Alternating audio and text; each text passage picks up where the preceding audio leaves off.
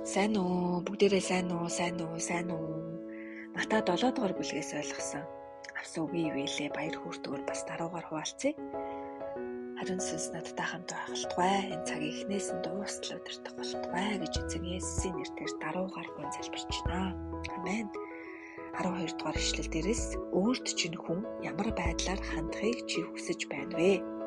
Өрөөл бусдад тийм байдлаар хандаж байх тун.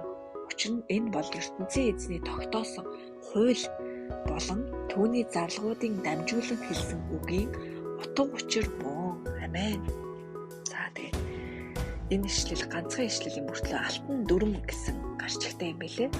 Тэгээд энэ онцгой ишлэлийг ингээд уншаад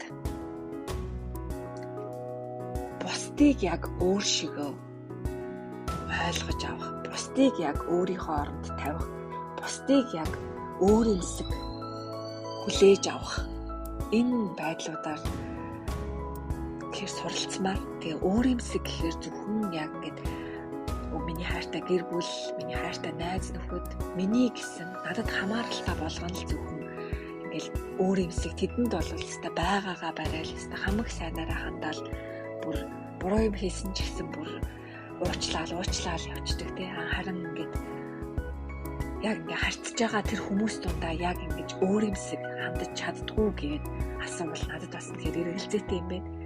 Тэгээд маш олон шалтгаан байдаг л да.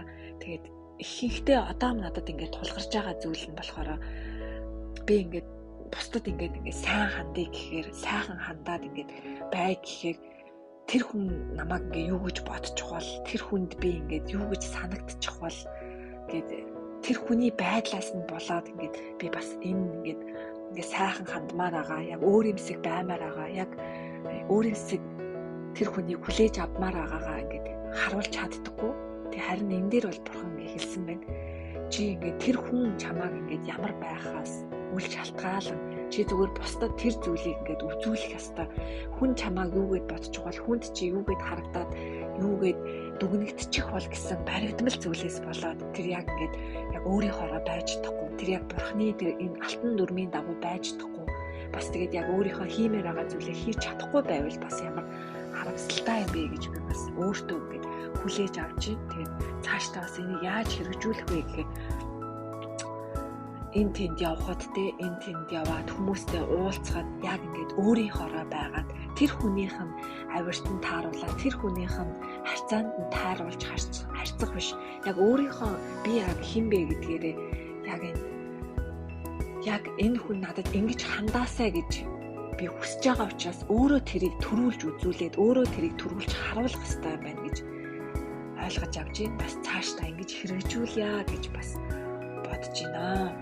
Тэгэд яг үндэ бас айгүй олон зүйл дээр ингээд харьцаж байгаа хүнээ бодоод ингээд цааш нь хэлэх гэжсэн үгээ залгаад хийх гэжсэн үйлдэлээ болоод үзүүлэх гэжсэн хайр халамжаа болоод бас ингээд олон зүйлийг бас болж цааш нь залгиж ийсэн юм байна гэд одоо ингээд ойлгож авч тэгээд хаанч байсан гэсэн яг л өөрийнхоороо өөртөө ингээд тэгэхээр happy тэгж байхыг бас суралцъя.